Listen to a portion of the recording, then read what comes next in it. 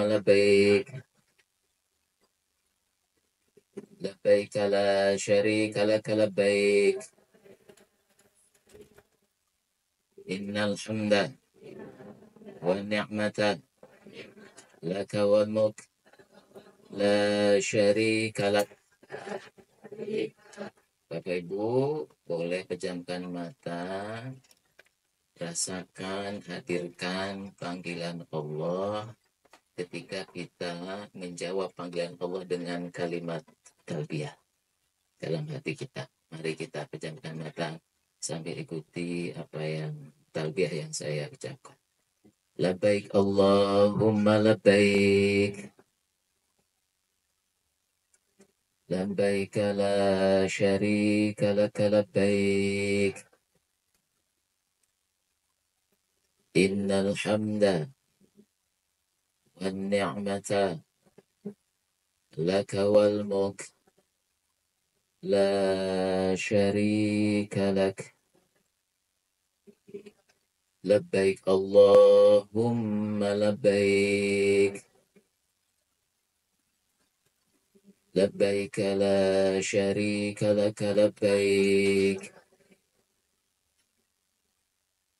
Innal hamda wan ni'mata laka wal mulk la syarika lak. Bapak Ibu pejamkan mata.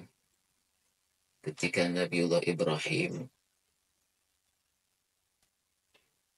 diminta oleh Allah Subhanahu wa taala di Bukit Sofa untuk memanggil seluruh manusia menunaikan haji.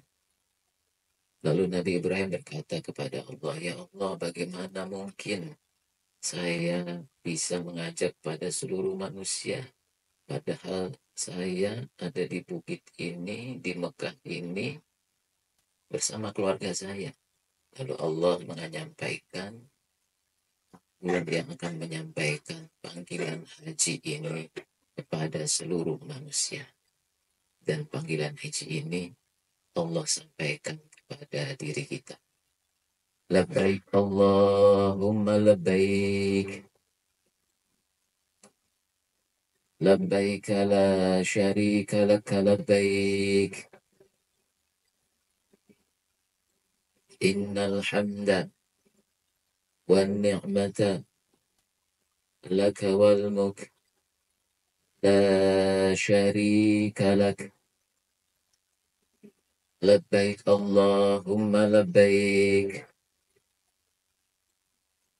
Labbaik la syarika laka labbaik. Innal hamda wan ni'mata laka wal mulk la syarika lak. Baik, silakan dibuka matanya. Ya Allah, aku memenuhi panggilan-Mu. Aku memenuhi panggilan-Mu. Labbaik Allahumma labbaik.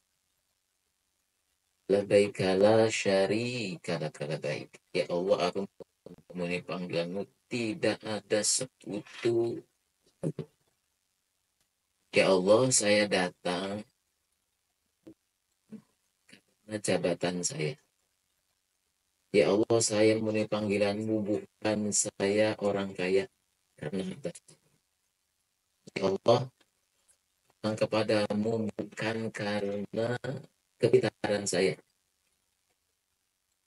Ya Allah, aku datang kepadamu bukan saya yang hebat. Aku datang kepadamu la syarikalah untuk memenuhi hanya panggilanmu semata. Innal hamda. Aku datang kepadamu dengan nikmat yang sudah ada pada diriku.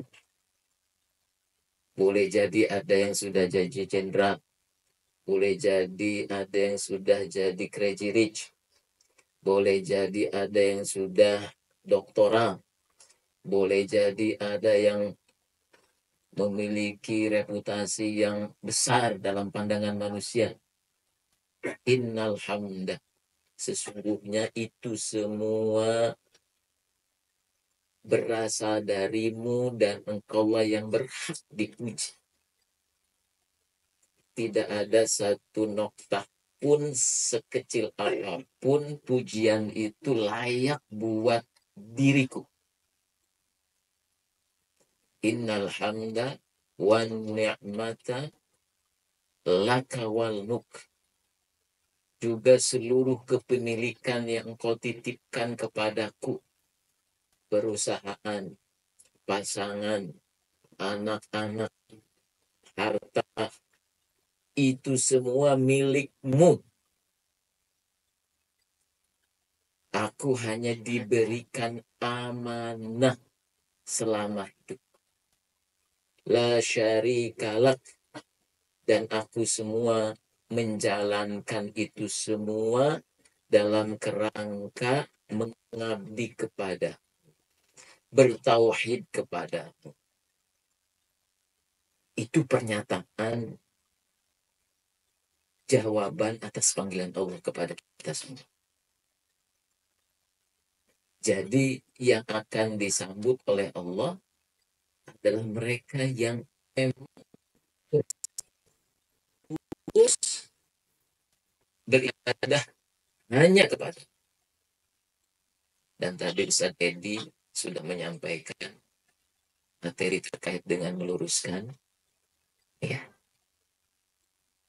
Alhamdulillah Rabbil Alamin, Alhamdulillah ala kulli halin, Alhamdulillah bikulli ni'matin tatimus shalihat. Allahumma salli wa sallim ala Sayyidina Muhammadin al-Fatih lima ughliqa wal khatimi lima sabaqa nasiril haq bil haq wa hadi ila siratika mustaqim wa ala ali haqqa qadrihi wa miqdaril azim. Sahabat haji, Allah Waalaikum jami'an. Kita dari Assalamualaikum warahmatullahi wabarakatuh. Baik.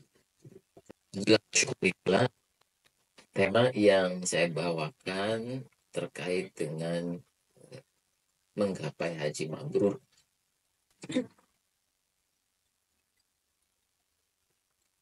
Al-Hajjul Mabrur, Rasulullah SAW menyampaikan, Al-Hajjul Mabrur, lais jaza'u illa jannah. Orang haji mabrur itu tidak ada balasan baginya kecuali surga. Jadi surga itu sudah jadi garansi. Sudah hakul yakin diberikan kepada mereka yang hajinya mabrur. Dan ini hadis sahih. Bagaimana mengupayakan dan terus merawat kemabruran. Baik, tadi saya menyampaikan satu hadis dari Rasul Muhammad SAW. Ikuti apa yang saya sampaikan.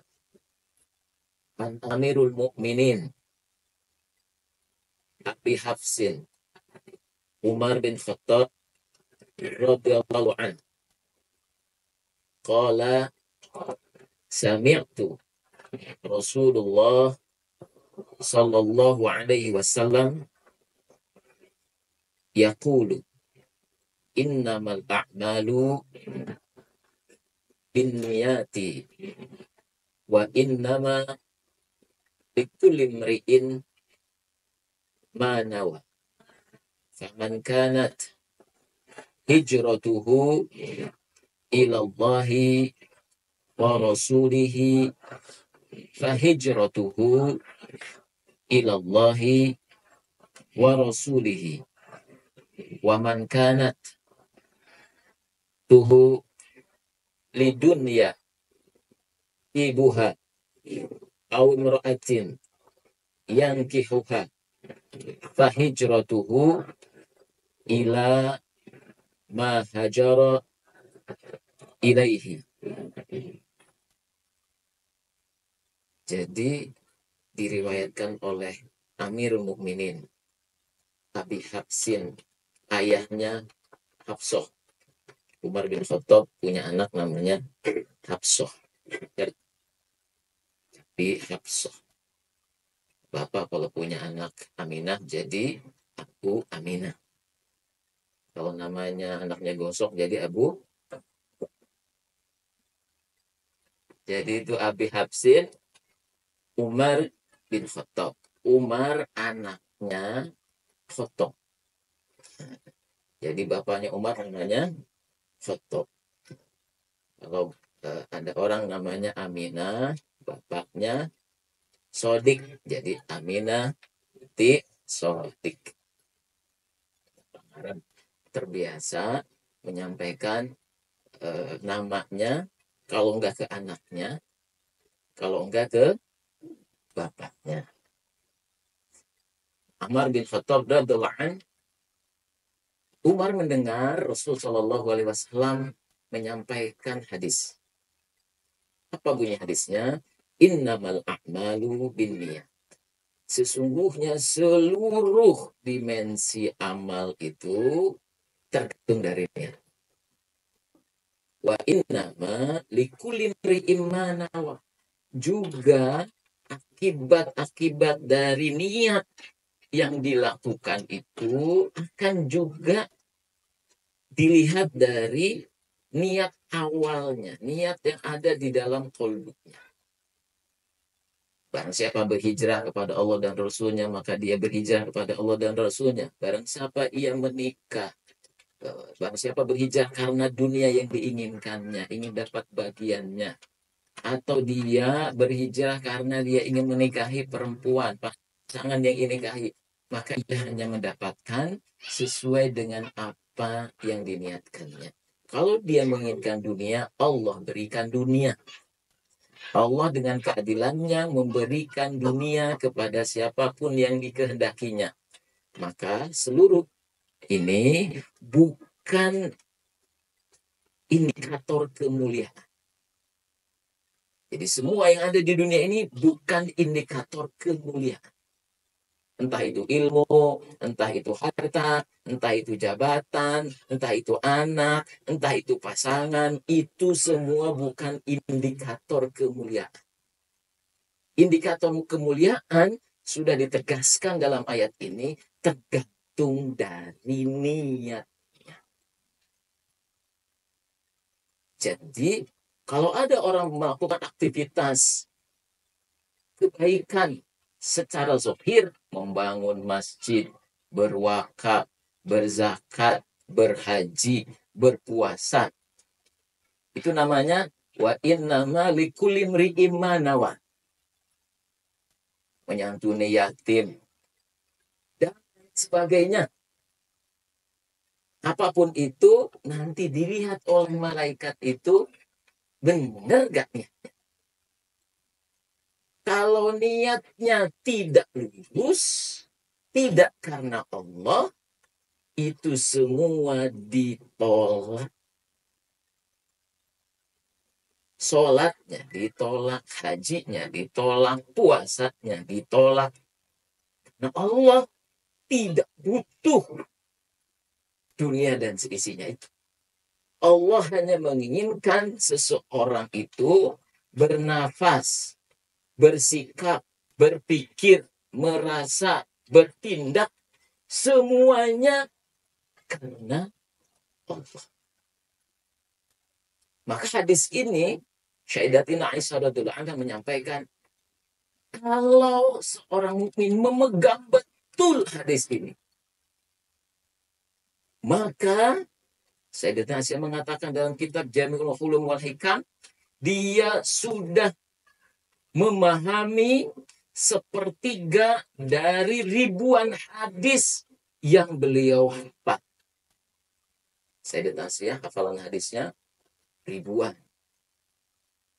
Makanya orang yang memahami ini, memegang betul hadis, saya kalau ingin berbuat sesuatu, niat dulu.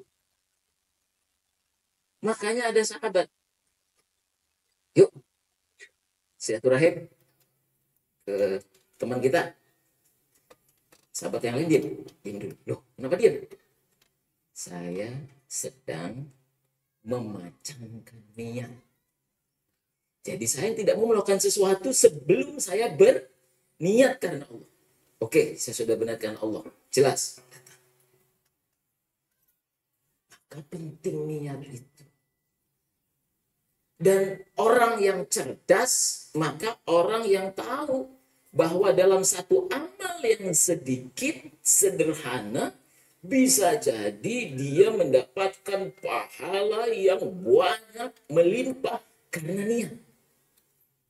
Amalnya dikit. Tapi karena niatnya bagus, jadi besar di sisi Allah. Namun ada yang zohir amalnya terlihat hebat, tetapi gagal di niatnya, maka dia tertolak. Maka di akhirat ada orang yang ketika dikumpulkan amalnya di dunia ini, kebaikannya bekerja, kebaikannya berkeluarga, kebaikannya haji, umroh, sedekah, membangun jalan, dikumpulkan sampai segunung. Dia lihat, oh itu amal saya ketika di dunia. Tiba-tiba di akhirat itu datanglah angin, gunung amalnya hilang. Habaan mansuro di dalam Al-Quran. Seperti debu berterbang. Enggak ada nilainya. Sama seperti i'sarun fihi narun faktarqat. Ketika datang angin yang di dalamnya api, lalu datang ke satu area faktarqat, maka area itu tiba-tiba menjadi abu hitam. Dan itu yang terjadi di Los Angeles. Dan itulah ibarat yang sangat jelas dalam pandangan mata kita. Allah tidak butuh itu semua. Jadi ada orang yang membangun di dunia ini rumah mewah. Oke. Dia bekerja, lalu membeli rumah di tempat elit. Dia bangga dengan itu. Orang memuji, memujanya.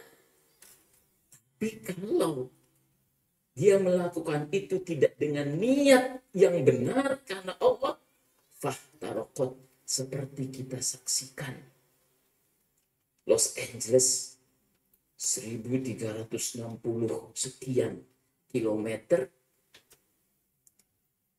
lenyap, tidak ada nilainya sama sekali. Itulah ibarat orang yang merasa berbuat banyak di dunia, tetapi gagal berniat, fahtarokot, seperti itu. Itu yang terjadi. Na'udzubillah min. Makanya kita datang ke sini, Bapak Ibu, niatnya banyak. Ya Allah, saya datang ke Masjid Darut Tauhid di manasik pertama ini karena ingin berilmu. Nah, itu niatnya tuh. Saya datang ke sini ingin berniat nambah teman baru. Saya datang ke sini karena ingin silaturahim. Karena tempat ini ingin beriktikaf di Masjid Darut Tauhid walaupun cuma 5 menit. Saya ingin datang ke Darut Tauhid ini, ya Allah, pagi ini karena saya ingin memakmurkan masjid. Saya datang ke sini, ya Allah, saya karena ingin melakukan kebaikan. Saya ingin ketika datang ke tempat ini, saya ingin menebarkan salam. Jadi Pak, Bapak datang ke sini dari rumah. Ketika selesai, Bapak mendapatkan semua niat-niat tadi. Tapi ada orang yang datang ke sini tidak dengan niat. Seakan-akan dia beramal, tetapi tidak ditambahkan niatnya. Dan ketika dia berniat tadi, sholat itu masjid, boleh jadi karena cepat sibuk, lupa. Nggak jadi sholatnya. Yang tadi diniatkan. Rasul Shallallahu Alaihi Wasallam, kadang niat seseorang lebih baik daripada maka ada orang yang kaget di akhirat. Ya Allah, kayaknya saya orang biasa nih, tapi kok pahala ini banyak banget di akhirat. Lalu Allah Jalla Jalla menyampaikan, sesungguhnya balasan ini karena niat-niatmu selama di dunia yang tidak kesampaian. Ada orang niat haji sampai mati nggak sempat haji, tapi dia udah berniat. Dia sudah nabung. Ada orang ingin umroh, gak sempat umroh, tapi dia udah nabung. Ada orang berwakaf, ingin wakaf, bangun masjid, dia belum kebangun, dia hanya ngasih sekian rupiah, masjidnya gak kebangun, tapi niatnya. Jadi Bu, Pak, jangan pelit niat gretong, ya. Gratis. Makanya Bapak tiap hari kalau lihat sesuatu, niatin. Ada orang berwakaf untuk Palestina. Ya Allah, saya ingin wakaf senilai 1 miliar. Saya sekarang baru wakaf 100.000. Niatnya 1 miliar. Dicatat ke malaikat? Dicatat. Niatnya 1 miliar. Amalnya 100.000. Ada orang yang tunai yatim, ya Allah saya ingin yang tunai yatim, kau perlu saya punya pesantren isinya yatim semua, dicatat sama malaikat.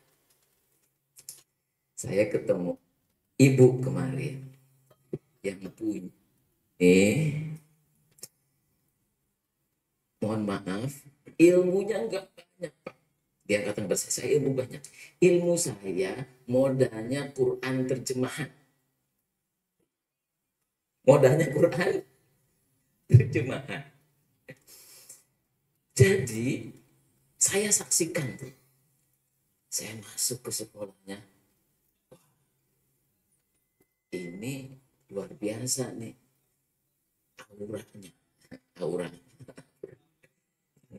Saya gitu, auranya luar biasa nih yang sekolah ini nih. Dari saya masuk. Terus beliau pembinaannya sudah usia di atas 70 tahun. Jalannya pelan. Ngomongnya pelan-pelan. Dan beliau membangun TK, SD, SMP, SMA, pesantren. Itu dari modal niat. Dia baca Quran. Idza sa'alaka ibadi anni fa inni qarib. Kalau ditanya kepada hambaku, aku ini dekat. Uji budak watada idadahan. Kalau engkau mau minta, minta sama Allah. Allah pasti kasih. Saya Pak, kalau apa-apa saya minta dulu sama Allah. Ya Allah, engkau tahu saya lemah, saya kurang ilmu, saya enggak berdaya, engkau yang mampukan. Tapi saya pingin punya anak-anak yang paham Quran, ya Allah. Maka saya ngajarin Quran ke emak-emak, walaupun modal terjemahan. Dari awal tuh gitu. Dari 1, 2, 10, akhirnya datang TPA. 40 tahun yang lalu. Jadilah TK Quran, jadilah SD yang sekarang muridnya ada 400. Jadilah SMP, jadilah SMA. Modalnya nggak tahu manajemen sekolah, bukan jurusan keguruan. Dia mah cuma minta, ya Allah saya ingin melihat anak-anak itu paham Quran. Cinta pada Quran itu aja Pak. Dari dulu 40 tahun sampai sekarang. Saya kalau apa-apa mintanya sama Allah. Saya ingin punya pesantren. Gimana ya Allah? Saya tahajud, saya minta. Lalu dengan uang yang ada di rekening saya 10 juta. Saya ngiklan di pos kota. Bunyi iklannya sederhana Pak. Saya nggak tahu marketing, digital marketing. Namanya juga emak-emak jadul. Saya cuma bilang, Siapa yang punya tanah yang ingin diwakafkan supaya lahir siswa-siswi yang paham Quran, hubungi saya. Itu iklannya, Bu. Cuma gitu doang. Nggak ada proposal, nggak ada presentasi. Keluar uang 10 juta. Ada orang yang datang telepon. Oh, saya punya tanah di sana, di kaki Gunung Salak. Dilah tuh. Ya, saya datang ke sana. Ya Allah, makasih ya. Engkau kabulkan. Datang. Datang ke pemiliknya. Punya uang nggak? Saya emang nggak punya uang. Berapa tanah di Bekasi ini sekian? Boleh nggak nyicil, Pak? Saya nggak punya uang tapi pengen punya sekolah sama pemilik tanahnya. Ya nggak apa-apa, Bu, punya uangnya berapa? Ya, itu dicicil terus. Pokoknya saya minta sama Allah. Tuh, itulah niat. Pikir, merasa, bertindak, dia minta dulu sama Allah. Jadi dia menghilangkan kepentingan dirinya. Itulah ikhlas. Bapak Ibu semua yang dirahmati Allah Subhanahu wa taala, kita hidup di dunia ini ada maksud Allah. Ada maksud Allah. Dan kita hidup di dunia ini punya tugas masing-masing. Petani, ada yang jadi pedagang, ada yang jadi pebisnis, ada yang jadi guru, ada yang jadi aparat pemerintah. Itu semua tugas. Punya maksud. Kita mengetahui maksud Allah dan tugas kita dari mana? Dari mana kita tahu maksud Allah? Dari mana, Pak, Bu, tahu maksud Allah? Nah, betul, Pak. Bapak layak dapat makanan tambahan nanti. Hubungi panitia. Kalau ada dompet, saya kasih dompet, Pak. Ya, dari kitabullah. Kitabullah dibawa oleh siapa? Rasulullah Shallallahu Alaihi Wasallam Al-Quran. Jadi kita mengetahui maksud Allah dari kitabullah. Maka berbahagia orang yang tiap hari interaksi dengan Quran. Karena dia tahu apa maksud Allah kepada dirinya. Oke. Lalu dia tahu tugas saya di dunia ini ngapain. Bapak Ibu, dua hal ini nih, apa maksud Allah kepada saya? Apa tugas saya selama di dunia ini? Ini saya baca ribuan kisah orang-orang yang masuk Islam. Terutama di benua Eropa, di benua Amerika Latin, Amerika Serikat, yang negaranya ketemu Muslim itu jarang. Ketemu Muslim itu jarang. Ketemu masjid itu jarang.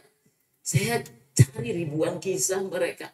Dan mereka itu Bapak Ibu, itu linglung, bingung, stres, galau menjalani hidup. Ada Yusuf Estes, puluhan tahun jadi penginjil di Amerika, pendeta terkenal. Akhirnya ketemu Islam, dia mengatakan, hidup saya udah lewat setengah, lewat 60 tahun baru ketemu Islam. Ada siapa?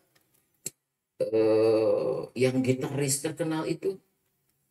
Cat Stevens, Yusuf Islam, morning has broken like the first morning. Itu dia cari sampai ke India, dia belajar agama-agama, dan intinya apa? Intinya mereka tuh tahu, oh, dengan Islam itu hidup sangat sederhana, simpel. Pertama tahu, oh, maksud kita hidup ini yang sementara itu, wa ma khalaqtul jinna wal insa illa liya'budun. Titik. Sederhana. Mengabdi itu sepanjang hayat, siang dan malam. Duduk nggak mengabdi, tidur mengabdi, jalan mengabdi, bekerja mengabdi, ngurus anak mengabdi kepada Allah, ke pasar mengabdi. Semua saya tujukan untuk Allah. Makanya sebagai bukti pengabdian yang baik, niat supaya jadi ibadah. Kalau nggak ada niat, itu nggak terhitung ibadah.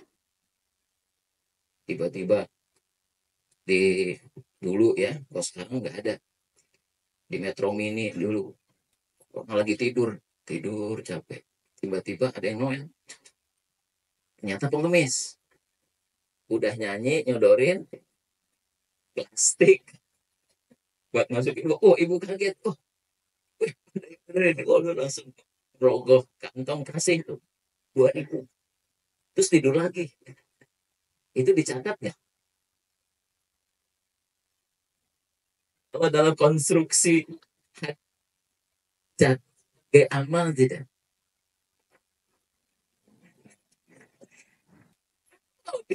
Tidur bangun, masukin terus tidur lagi. Nggak seperti dia nggak jadi amal tuh. Ibu sholat, bawa gue ruku, itu dah sama Allah. Tadi saya niat gak ya? Kalau ragu-ragu niatnya, fikihnya mengatakan, lah orang ragu niat batalin karena niatnya belum.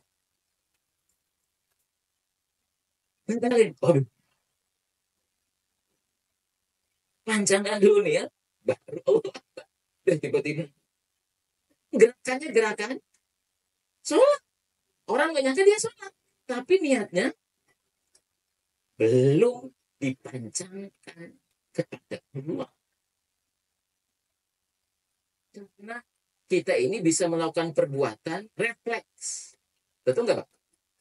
Bapak suatu saat senantiasa pergi ke kantor. Tiba-tiba hari Minggu keluar rumah. Lah, kok jadi ke sini? Ini jalan ke kantor. Padahal mau jalan ke arisan. Kok beda jalan?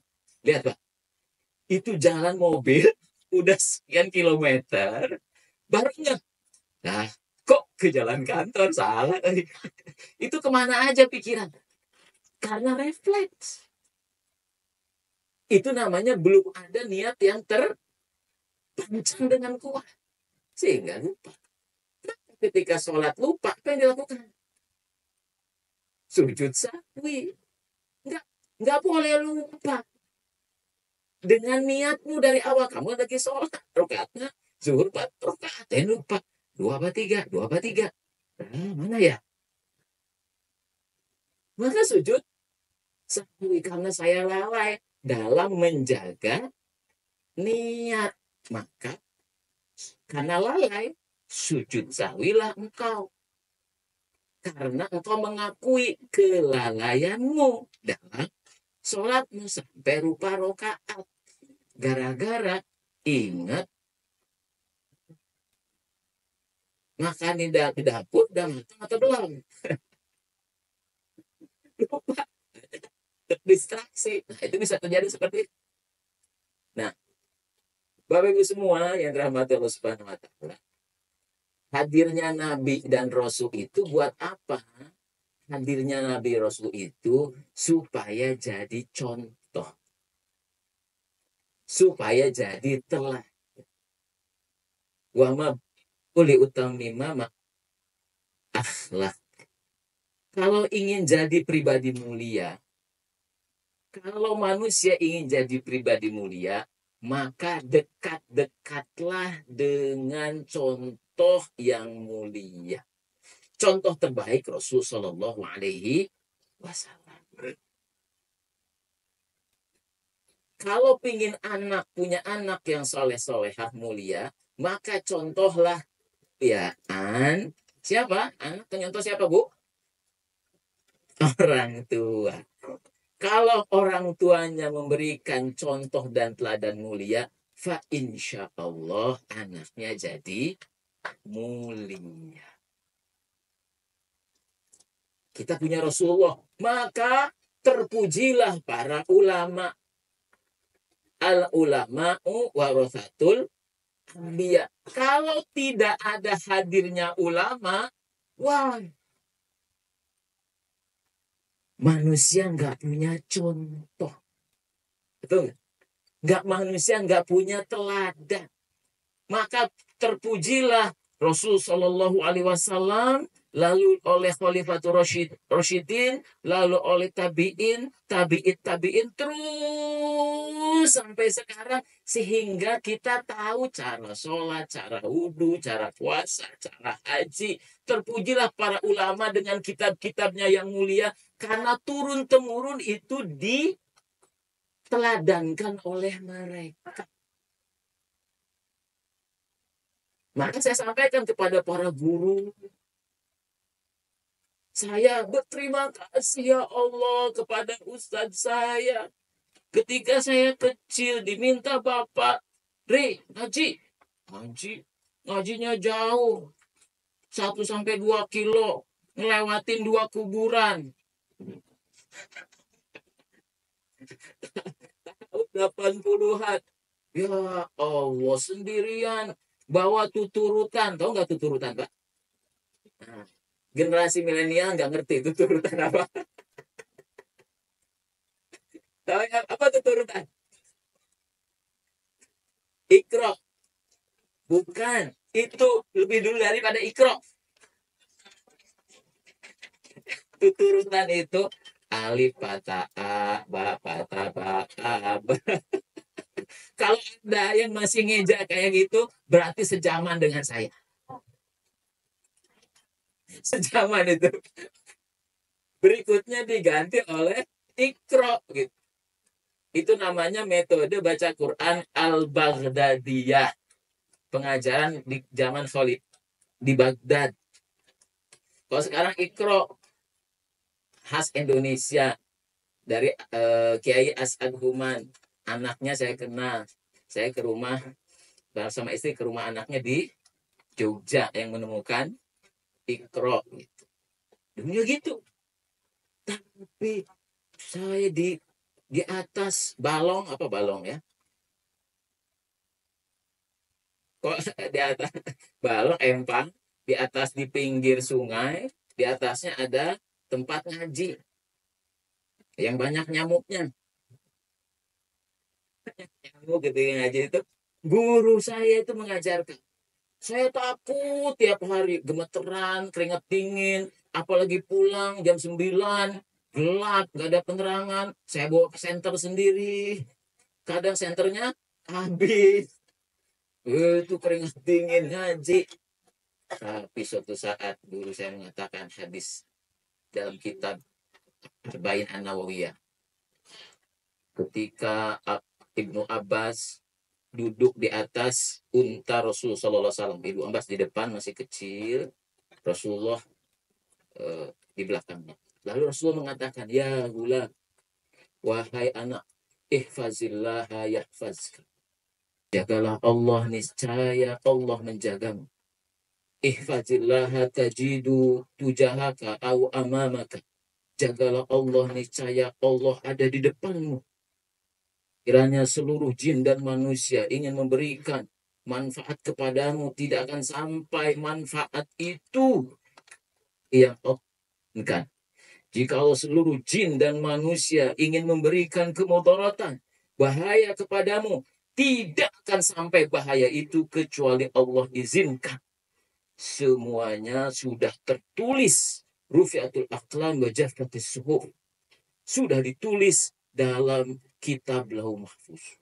Oh, saya tanya, Ustaz, Allah ada di depan? Iya, Allah ada di depan.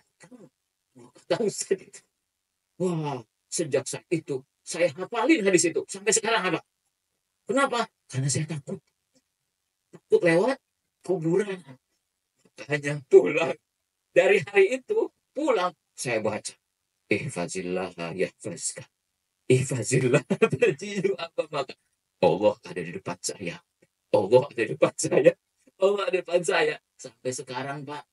Kenapa itu terjadi? Karena ada orang yang diteladani. Akhirnya sudah lagi nggak takut. Mau masuk hutan kek, mau sendirian kek, mau di mana. Ya orang takut. Kenapa? Karena hadisnya jelas. Kalau seluruh jin dan manusia ingin memberikan kemudaratan, tenang aja. Ada orang yang maki-maki di jalan marah-marah. Tenang aja. Ada orang ini tenang. Kenapa? Nah, tenang saya bersama Allah. Karena saya punya niat yang baik. Saya punya perasaan pikiran yang baik kepada Allah. Allah pemilik segalanya. Ngapain harus takut? Ngapain harus resah? Ngapain harus gelisah? Ngapain harus khawatir? Ngapain harus galau?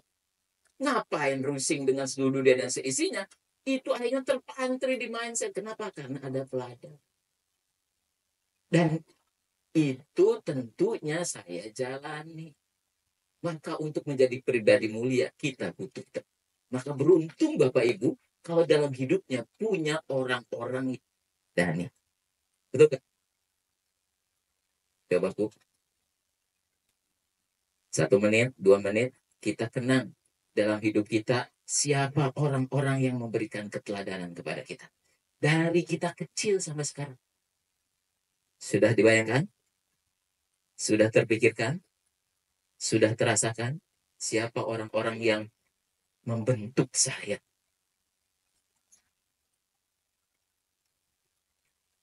Sudah kebayang Bapak Ibu? Sudah.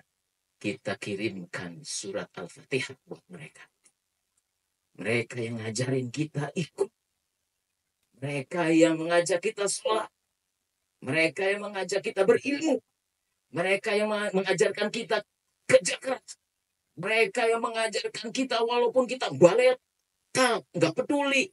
Tapi mereka terus mengajak kita supaya jadi orang yang sukses dunia akhirat. Dan mereka tidak hanya berbicara, tapi mereka memberikan keteladanan. Untuk mereka semua yang berjasa dalam kehidupan kita saat ini, kita haturkan surat Al-Fatihah. Walaupun boleh jadi mereka sudah boleh jadi kita lupa. Tapi Allah tidak pernah kita kirimkan Al-Fatihah itu buat mereka.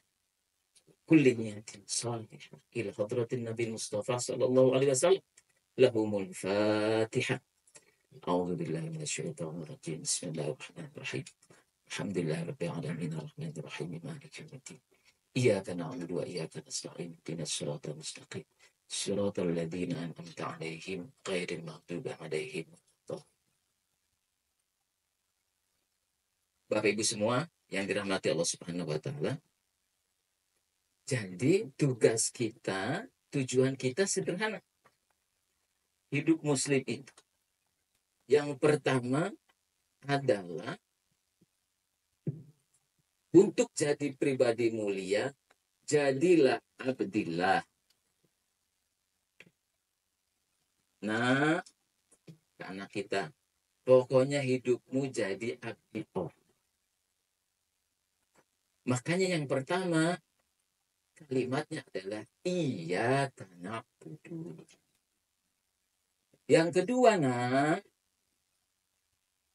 saya ke anak kita. Gimana setelah kamu mengabdi? Jadilah khalifatullah. Jadilah khalifah Allah. Cuma 2 itu, Pak. Ini dalam kerangka melakukan tugas. Ini dalam kerangka kita kembali dengan selamat. Semua ini bisa selamat karena kita menjadi muslim. Kalau tidak muslim, tidak selamat. Inna dina indallahil Islam. Kalau mau selamat, masuk Islam. Untuk apa? Melakukan tugas menjadi abdillah, menjadi khalifatullah. Hidup kita dari 0, 7 tahun, 14, 21, 28, 35, 42, 49, 56, 56 tambah 7 berapa? 63. Imam Ali membagi umur seseorang 7 tahunan. Imam Ali itu. Kalau kamu punya anak 0 sampai 7 tahun, bermainlah, kata Imam Ali. Kalau engkau sudah 7, 14 tahun, jadilah guru dia. Kalau ini sudah lewat 14 tahun, jadilah temannya. Teman anak. Itu Imam Ali itu membagi itu. Dan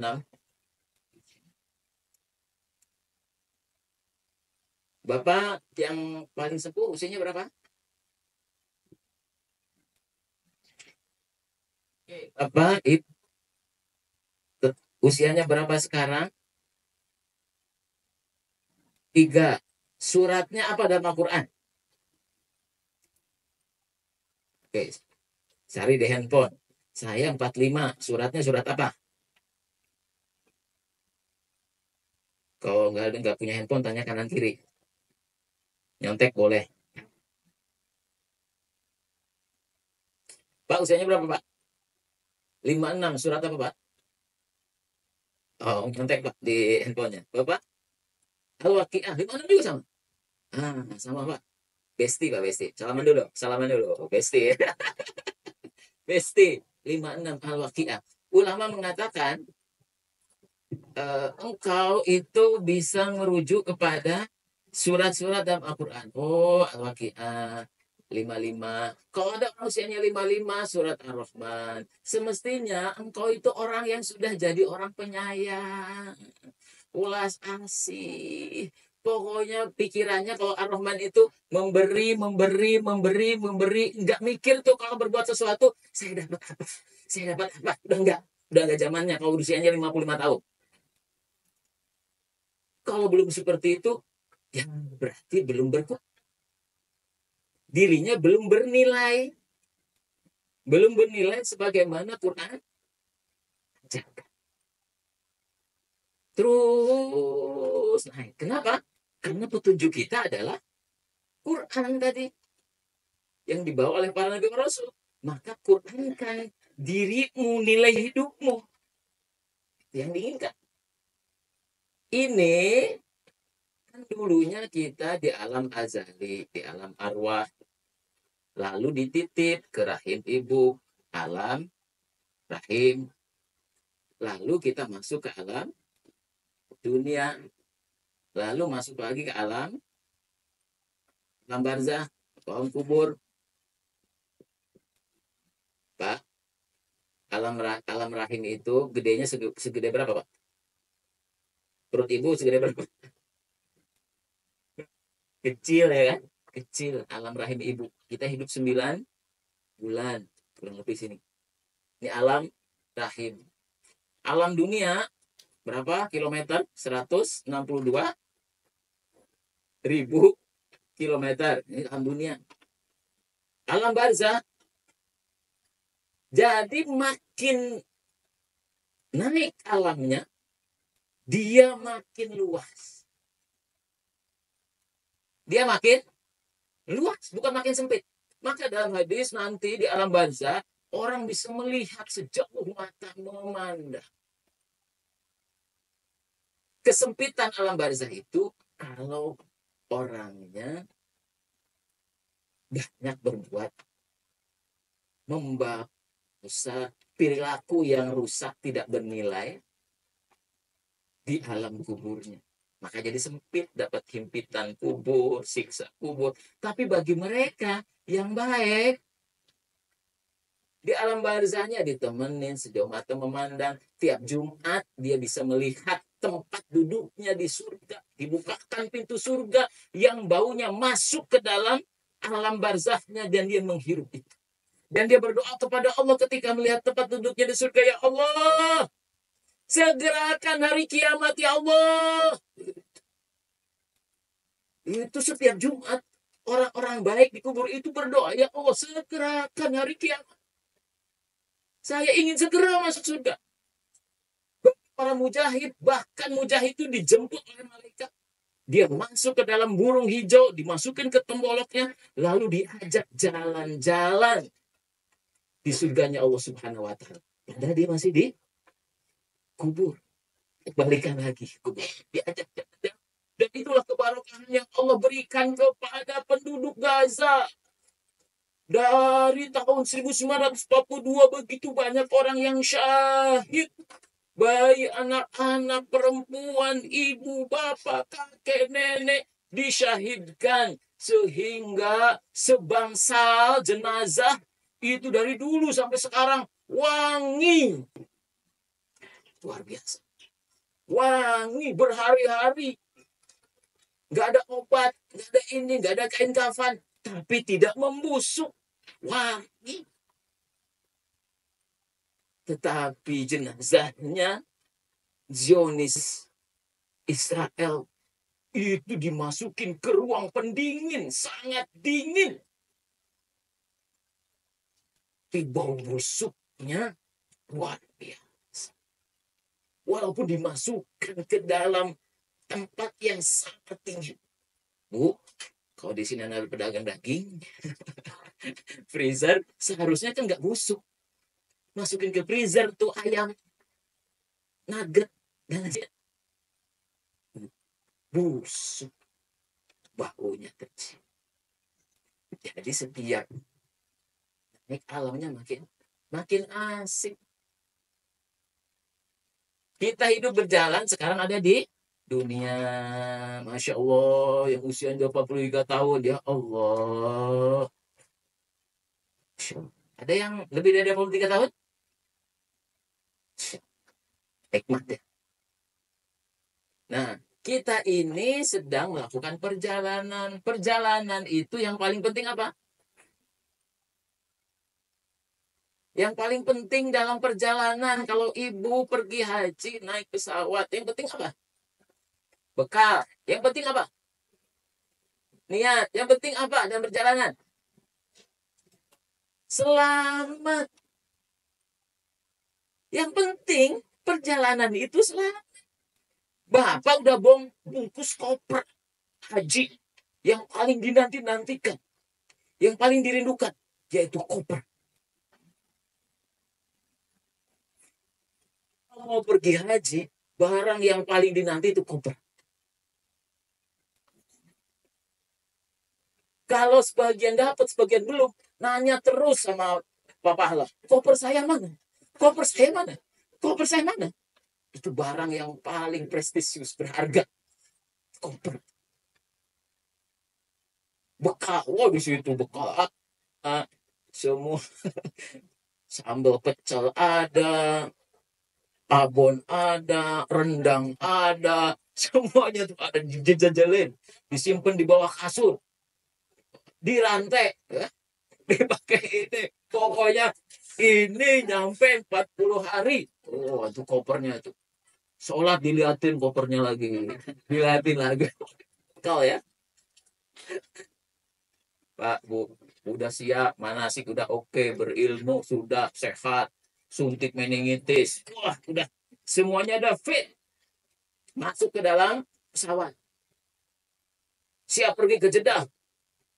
Pilotnya mengumumkan, saya Haris Sanusi, pilot Garuda Indonesia. Perjalanan kita dari Bandara Soekarno-Hatta, Bandara King Abdul Aziz di Jeddah, makan waktu kurang lebih 8 jam. Mohon maaf Bapak Ibu semua, jamaah haji semua, namun saya sampaikan dari hati yang terdalam bahwa saya tidak menjamin perjalanan ini selamat. Gimana tuh Pak? Itu dari pilotnya. Langsung Pak, AC dingin di pesawat, panas langsung. Langsung stres. Ini bener nih pengumumannya. Ini gimana nih? Resah. Kira-kira ingat bekal nggak? Ingat bekal nggak? Ada. Pulang 3 kali. Saya tidak pastikan perjalanan ini selamat. Kita lebih baik keluar apa terbang? Mendengar berita itu lebih baik saya keluar. Kenapa? Karena perjalanan itu nggak selamat. Udah bahaya. Hidup itu sederhana. Yang penting selamat. Ngapain numpuk-numpuk apapun di dunia ini kalau tidak selamat? Ngumpulin harta nggak selamat. Bekerja, pekerjaannya nggak selamat.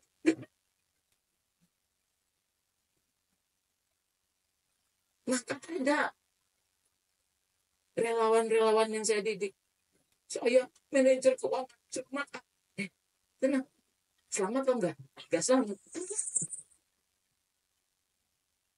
Pak, saya diintimidasi oleh komandan saya di TNI. Selamat atau enggak? Enggak. Jangan. Terus saya dipukul. Enggak apa-apa. Dipecat. Enggak apa-apa. Yang penting selamat. Karena saya harus selamat. Semua hal terkait dengan bekal apapun saja. Itu nomor kedua, ketiga, keempat. Yang penting saya selamat. Ada jemaah haji di Mina. Saya korupsi. Di Mina deh ngomongnya saya korupsi. Lah, gua ngaku dosa. Gak usah apa? Enggak, pokoknya saya pengen solusi, Pak Ustaz. Saya ini korupsi.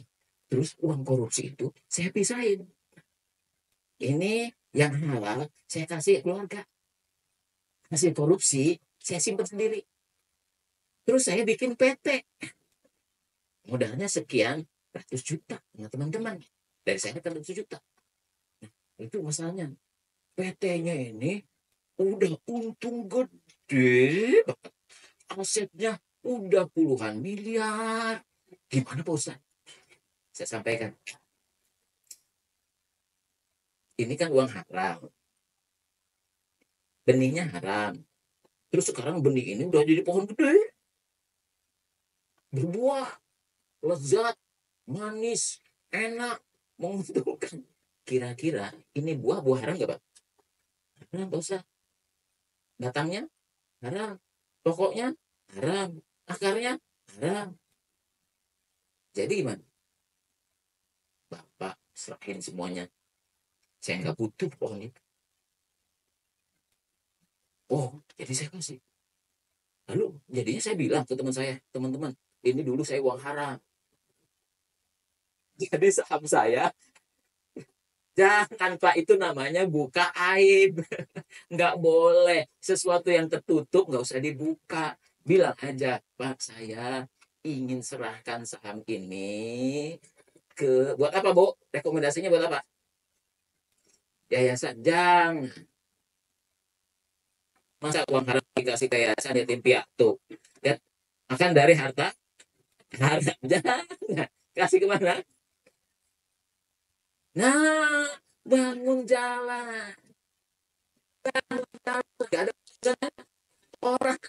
Bangun jalan. Jadi, uang hasil saya, saham saya itu, saya pakai notaris, saya serahkan semua buat pembangunan jalan yang rusak di mana. Terserah, perusahaan yang atur. Nih, notarisnya. Jangan tanya saya lagi ya. Serahkan aja kepada jalan. Jangan tanya saya lagi, saya besarin. Begitu Pak? Iya. Oke lah begitu. Serahkan. Kenapa? Ya kan ngapain sibuk-sibuk di satu tempat ngurusin itu. Tapi jelas, yang penting berdoa, ya Allah, mohon ampun, saya ingin kembali bersih, nggak mau. Saya ingin selamat, usia saya sudah 50, ya Allah, kalau 10 tahun lagi, ya bawa pohon segede kayak gini nih, ya Allah, pertanggungjawabannya di akhirat repot. Latus alunna yauma idin angin naim, sekecil apanya, ya Allah, saya serahkan, ampun, itu yang siap, saya telepon dari Mina ke teman saya, tolong notaris bikin draftnya. Saya bersaksi di Mina, saya ingin berubah. Itu Pak, hidup itu perjalanan, yang penting selamat. Maka kalau jalan-jalan, kalau kita masuk tol, selalu ada kalimat di jalan. Apa itu? Utamakan keselamatan. Tahu ada kalimat Bu? Hati-hati di jalan. Kayak lagu Tulus. Hati-hati di jalan. Jadi hati-hati itu. Oh, hati-hati. Hati-hati bahasa Qurannya apa? Hati-hati, waspada. Bahasa Qurannya apa? Takwa, betul Ibu. Takwa itu artinya hati-hati. Hati-hati di jalan. Utamakan keselamatan. Itu ayat Quran, kita lihat di mana-mana.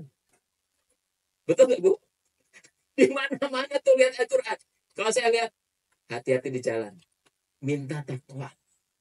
Bukan cuma khotib ketika naik mimbar. Ittaqullah. Sampai ngantuk-ngantuk. Ittaqullah. Ittaqullah. Bapak yang kerja di offshore, saya pernah ke offshore. Ngisi inspirasi ke kantor tuh di Pulau Natuna. Itu semua petunjuk keselamatan ada. Itu enggak, Pak? Saya lihat itu, bertakwalah. Bertakwalah kalau pakai pelampung. Bertakwalah kalau naik helikopter. Bertakwalah kalau tidur. Semuanya itu ada kalimat. Maka khotib tiap Jumat menyampaikan kepada kaum muslimin, hei kaum muslimin, ya ayuhan nas, ya ayyuhalladzina amanu ittaqullaha haqqa tuqatih wa la tamutunna illa wa antum muslimun. Orang yang hidupnya hati-hati, wah hidupnya yang was, dan itu pasti berasal dari keimanannya. Bertakwalah kepada sing hati-hati. Kalau orang Jawa, sing eling lan waspada. Eling lan waspada. Itu bahasa Qur'annya. Ya ayyuhalladzina amanu ittaqullaha haqqa tuqatih. Sangat hati-hati, sangat waspada. Jangan sampean mati kecuali dalam keadaan muslim, kecuali dalam keadaan selamat. Dan itu ada di setiap kantor-kantor, di jalan-jalan. Itulah Islam. Perjalanan harus selamat, makanya hati-hati. Makanya ketika pergi haji, watazawwadu fa inna khairu zadit taqwa. Berbekalah, sebaik-baik bekal adalah takwa. Hati-hati, waspada. Apa yang perlu diwaspadai, dihati-hati ketika haji? Apa Pak, Bu? Apa yang perlu diwaspadai? Perlu hati-hati. Qurannya perintah takwa itu apa? Perintah takwa adalah wa atimmu hajja wa atimul hajja wal umrata lillah. Sempurnakan hajimu, sempurnakan umrohmu. Watimul hajja wal umrata lillah. Betul-betul hanya karena Allah. Jadi niat ikhlas itu sangat diutamakan dalam haji. Waspadai niatmu, hati-hati dengan niatmu. Kalau engkau ingin dijamu Allah, kalau engkau ingin bertemu Allah, kalau engkau akan masuk hadratullah, kalau engkau ingin ditolong Allah, kalau engkau ingin hajimu mabrur, sejak saat ini hati-hati niatmu. Jangan sampai urusan AC gerah membuat engkau marah-marah, membuat engkau sewot, membuat engkau jangan sampai rebutan lip, jangan sampai teman sekamar ngorok.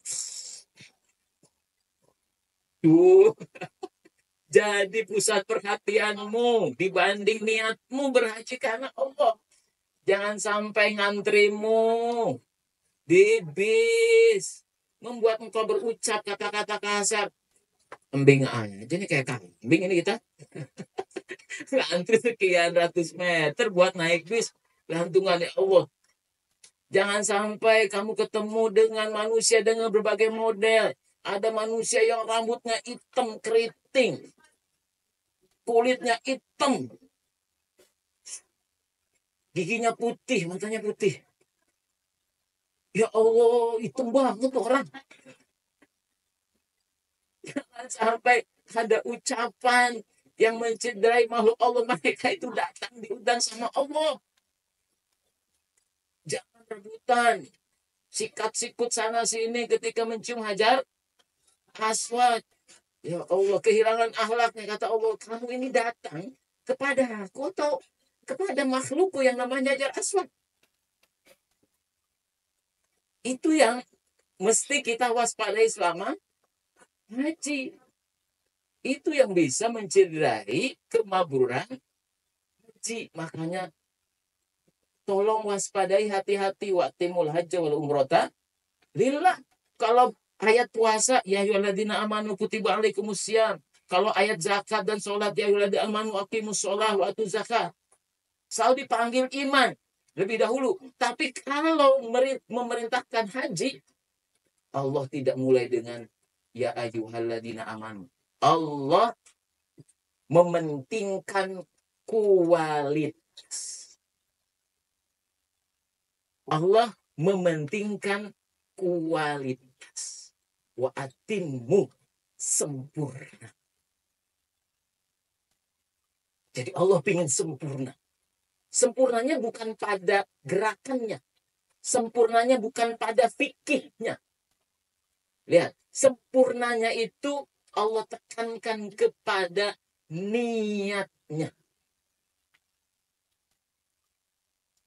Itu beda dengan ya alladzina amanu kutiba alaikumusiyam, ya alladzina amanu aqimus shalah wa atuz zakah. Tapi haji ini Allah ingin Anda tuh betul-betul ke sana itu karena ingin datang kepada Allah. Dan ini kemuliaan, keluhuran, ketinggian yang luar biasa ketika Bapak Ibu diundang oleh Allah, duyufullah, duyufur rahmat. Maka saya lihat tadi ketika mulai, ya Allah, saya tatap nih sekeliling ruangan. Ya Allah, ini orang-orang yang engkau undang ya. Ini orang-orang yang engkau pilih. Dan ini orang-orang yang sangat sedikit dari miliaran kaum muslimin yang berdoa ingin haji. Sedikit banget. Jadi inilah orang-orang yang Allah takdirkan. Allah akan mengampuni semua dosanya. Allah undang, Allah sudah siapkan bonus diampuni dosanya. Allah sudah siapkan bonus dinaikkan derajat setinggi-tingginya. Allah hapuskan kesalahan-kesalahannya. Allah berikan keselamatan, keamanan kepada dirinya, hartanya, keluarganya. Jadi Allah sudah bersiap bersama para malaikatnya untuk menyambut Bapak Ibu semua. Karena Allah yang mengundang langsung. Karena Allah yang memerintahkan Nabiullah Ibrahim. Wah Ibrahim, panggil seluruh manusia. Gimana saya? Ya Allah, saya nggak sanggup. Tugas kamu teriak saja di Bukit Sofa. Teriak. Maka Nabi Ibrahim teriak, menyeru dengan keras di Bukit Sofa. Dan Allah sampaikan panggilan haji ini ke dalam jiwa hati Bapak Ibu semua. Dan kepada seluruh manusia, pemberitaan yang paling heboh setahun sekali itu kecuali pemberitaan haji. Saya kecil itu setiap musim haji mesti heboh. Satu orang berangkat yang nganterin 10 bis. Gimana urusan itu, Pak? Saya waktu kecil tuh mau berangkat haji, ya Allah itu emak-emak, ibu-ibu sekampung, Pak RT, Pak RW, lu semuanya ngumpul di rumah, di masjid. Saya ikut, ikut, ayo ikut. Saya, tapi saya menyaksikannya di TV, TVRI dulu. Saya lihat berita haji, ih orang haji, Pak haji. Saya ke Pondok Gede, nganterin emak saya.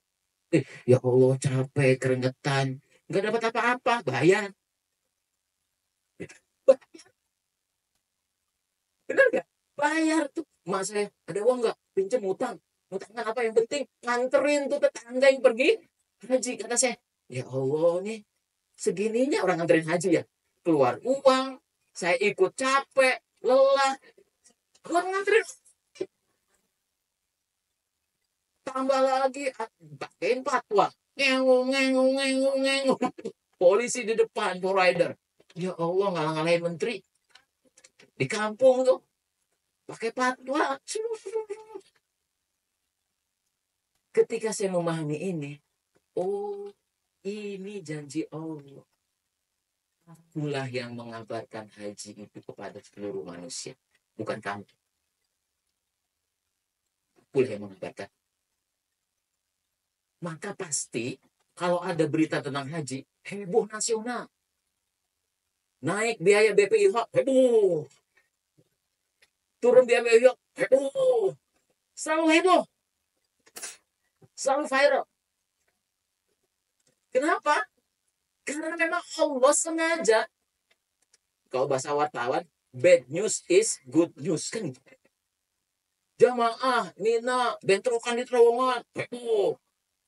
Jamaah haji nggak dapat makan keracunan, heboh. Jadi pemberitaan haji itu selalu top of mind.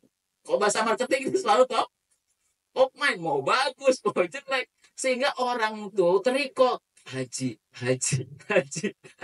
Sehingga pengen berhaji. Betul gak? Kalau Bapak itu nggak pernah nyaksin haji, nggak tahu berita haji, mau pergi haji nggak? Secara logik, enggak. Ya nggak tahu kok. Nggak pernah lihat kok. Tapi karena menyaksikan orang pergi haji ini, pengen. Dan keinginan itulah panggilan Allah. Dan itu berarti panggilan kemuliaan. Maka Bapak Ibu, kalau Allah yang jamu, udah pasti dilayani. Hakul yakin dilayani. Bapak Ibu, kalau Bapak Ibu kedatangan tamu ke rumah, bos Bapak Ibu, atasan, mau silaturahim, itu pasti yang nggak ada diada-adain. Betul. Perlu ganti tuh gelas, ganti tuh piring, ngasih makanan, semuanya diada-adakan. Kenapa? Nyambut tamu. Rasul SAW menyampaikan, mangkana billahi wal yaumil akhir fal yukrim yutahu. Barang siapa beriman kepada Allah dan Rasulnya, muliakan tamunya. Kalau Rasulullah meminta umatnya memuliakan tamu, sekarang Rasulullah diperintahkan oleh Allah Subhanahu wa taala memuliakan tamu. Berarti Allah yang akan memuliakan Bapak Ibu semua. Kalau Allah memuliakan Bapak Ibu semua, niscaya perjalanan Bapak Ibu semua lancar, hikmat, menyenangkan, mudah. Syaratnya apa? Hati-hati, waspadai niat. Jadi Bapak Ibu nih sekarang berlatih memperbaharui niat. Ingat ya. Oh, Bu Haji ya? Iya, pantesan Bu Haji tuh kaya. Jangan sampai gue kaya maka bisa haji. Bahaya tuh. Bahaya tuh. Oh, Pak. Bapak ini. Oh, haji. Pantesan. Bapak ini sering banget ke masjid. Soleh sih, maka dipanggil. Astagfirullah. Haji. Oh, Bapak pergi haji ya? Iya. Bapak mah alim, ilmu fikihnya pasti udah tahu, udah khatam, makanya dipanggil. Astagfirullah.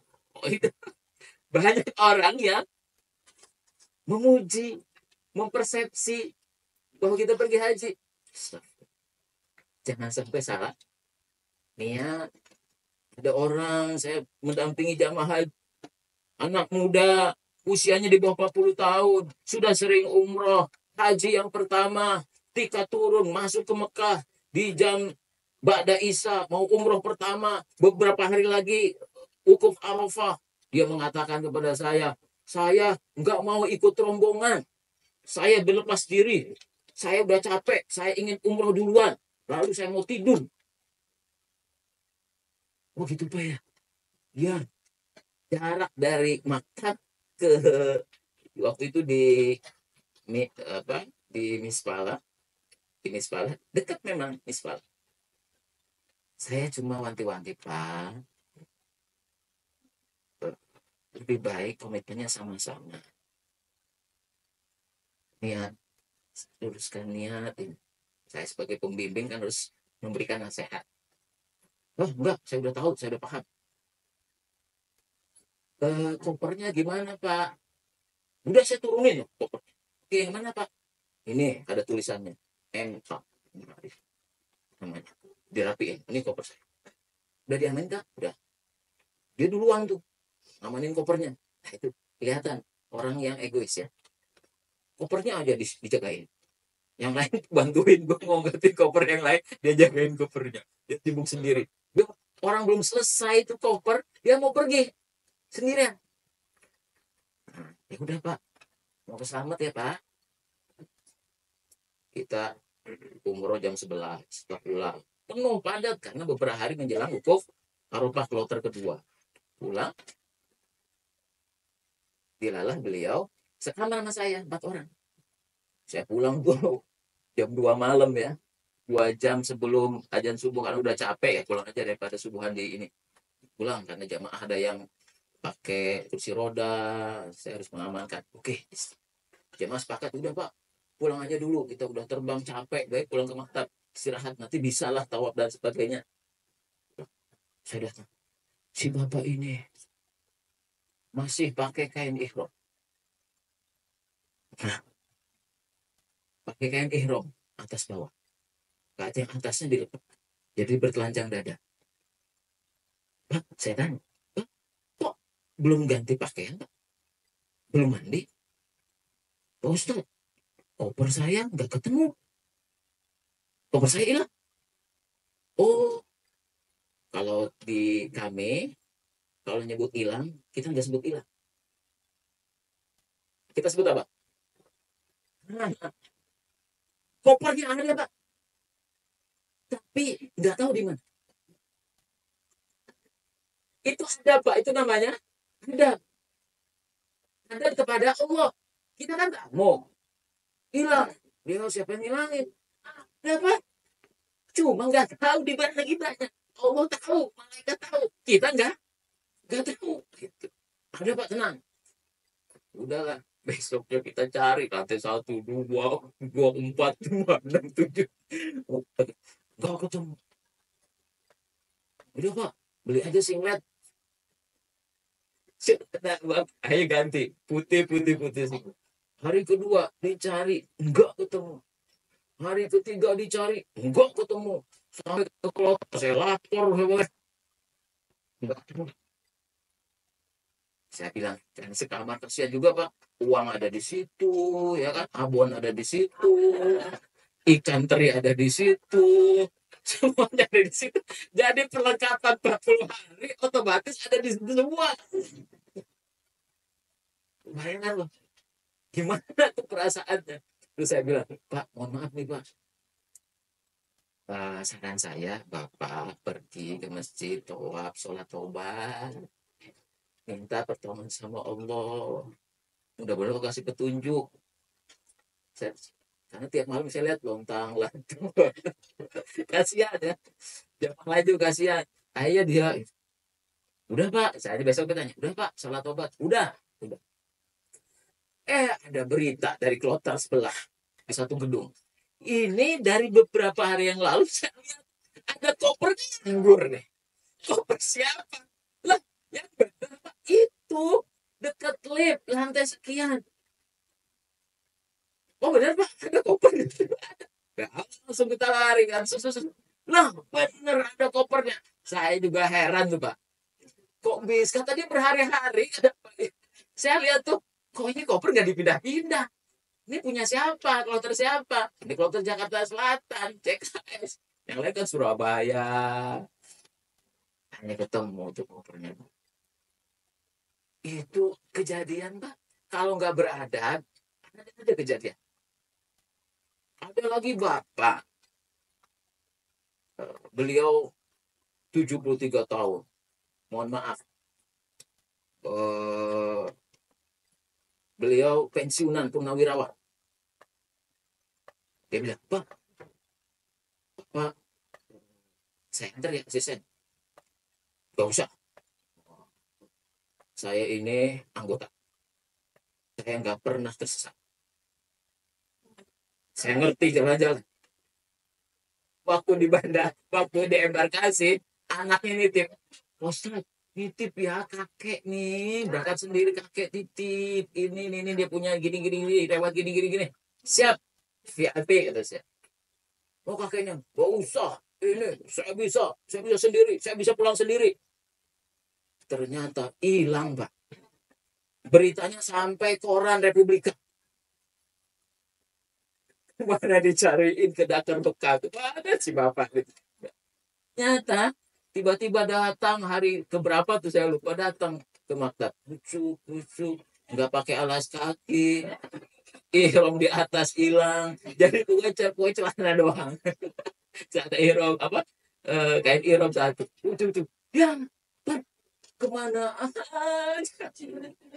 Udah nyampe beritanya anaknya nelfon terus hari tanya hari bapak saya kemana bapak saya ketemu astagfirullahaladzim saya Pak mohon maaf izin kasih wanti-wanti bapak itu gini ya saya terima Pak Ustadz ya terus tolong cerita gimana iya waktu itu saya depan Ka'bah.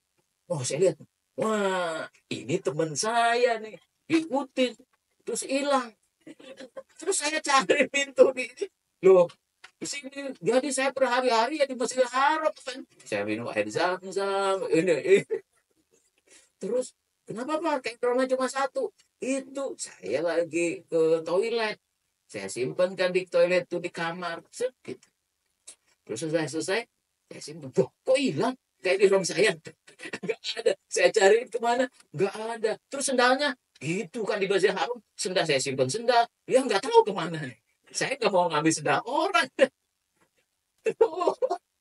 Itu kejadian. Ya Allah. Ya. Buat kejadian seperti itu.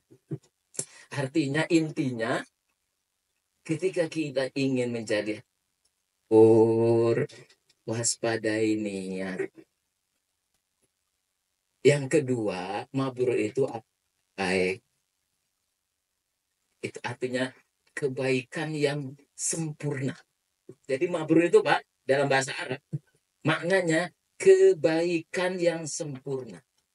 Maka kalau baca surat juz ayat awal ayat 4, ayat pertama di juz ayat 4, bunyinya seperti ini. Ketika turun ayat Quran, bunyinya A'udzubillahi minasyaitonirrajim. Lan tanalul birra hatta tunfiqu mimma tuhibbun.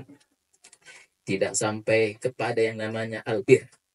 Mabrur, katanya bir. Tidak sampai kepada kebaikan yang sempurna kecuali kalian menginfakkan apa saja yang kalian paling cintai. Ketika turun ayat ini, sahabat yang punya tanah datang kepada Rasulullah. Ya Rasulullah, ini tanah saya yang lebih banyak panennya saya serahkan kepada. Ya Rasulullah, saya punya harta sekian, saya serahkan. Semua sahabat menghadap satu-satu menyerahkan aset terbaiknya untuk Allah dan Rasulnya. Ada seorang miskin yang menangis kepada Ya Rasulullah, miskin, apa yang itu saya serahkan kepadamu. Saya punya kecil, ada anak saya sedekahkan kepadamu. Anaknya disedekahin kepada Rasulullah. Namanya Anas bin Malik. Masih kecil. Ini saya sedekahkan sebagai maulamu, sebagai pembantumu, berkhidmat kepadamu pada rumah tanggamu. Saya serahkan kepada Allah dan Rasulnya. Saking ingin, Bu, berinfaknya, anaknya diserahin. Itu namanya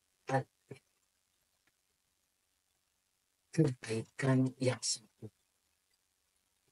Dan kebaikan sempurna itu bukan pada kebaikan yang karena niatnya itu. Dia berbuat baik karena berlatihlah untuk berbuat baik di Mekah, di Madinah. Berbuat baiklah sebanyak-banyaknya. Catat kira-kira kebaikan apa yang bisa kita berikan ketika berhaji. Kalau ambil air zam-zam, jangan ambil satu, ambil dua. Kasih ke orang. Kalau ada Quran di masjid, ambil. Anda mau baca Quran, Anda tawarkan kepada orang lain Quran. Mau ambil. Kalau Anda bawa sesuatu, bawa kurma. Anda mau makan, bawa kurma. Berikan kepada kanan kirinya, tawarkan. Dahulukan orang lain, bersabar, pokoknya berbuat baik. Albir, lan tanalul birra hatta tunfiqu mimma tuhibbu. Albir. Jadi pertama ada namanya al khair, kebaikan secara umum. Maka di surat An-Nahl Allah Jalla Jalaluhu, dan surat itu ketika penduduk surga masuk ke dalam surga, malaikat berbaris. Malaikat bertanya kepada penduduk surga yang masuk ke surga. Apa pertanyaan malaikat? Ma anzala rabbukum. Apa yang telah Allah turunkan selama di dunia sampai kamu bisa masuk surga? Maka orang-orang bertakwa itu menyatakan cuma satu kata, yaitu khairu, qalu khairu, kebaikan. Jadi Bapak Ibu, hidup ini intinya pun nikmat yang datang kepada kita mesti jalan berbuat. Pokoknya berbuat. Lalu ada namanya kebaikan, namanya ma'ruf. Mantan wapres. Ma'ruf. Itu artinya ma'ruf nahi. Apa itu ma'ruf? Ma'ruf itu kebaikan yang disepakati. Kalau di kantor datang jam 7, jam 6.30. Itu namanya ma'ruf. Anda berbuat baik karena kesepakatan. Kalau Anda tinggal di Indonesia, aturan, ada undang-undang, ikuti saja. Itu namanya ma'ruf. Kalau di RT RW ada aturan, ikuti. Itu namanya ma'ruf. Ada lagi khair, ma'ruf. Apalagi kata baik dalam Al-Quran? Apalagi khair, ma'ruf. Bang Toib. Yang gak pulang-pulang itu. Halalan, toiban. Itu kan artinya baik. Kalau toib, baiknya seperti apa, Pak? Kenapa nggak disebut khair, baik? Nggak disebut ma'ruf, tapi disebut halalan, toiban.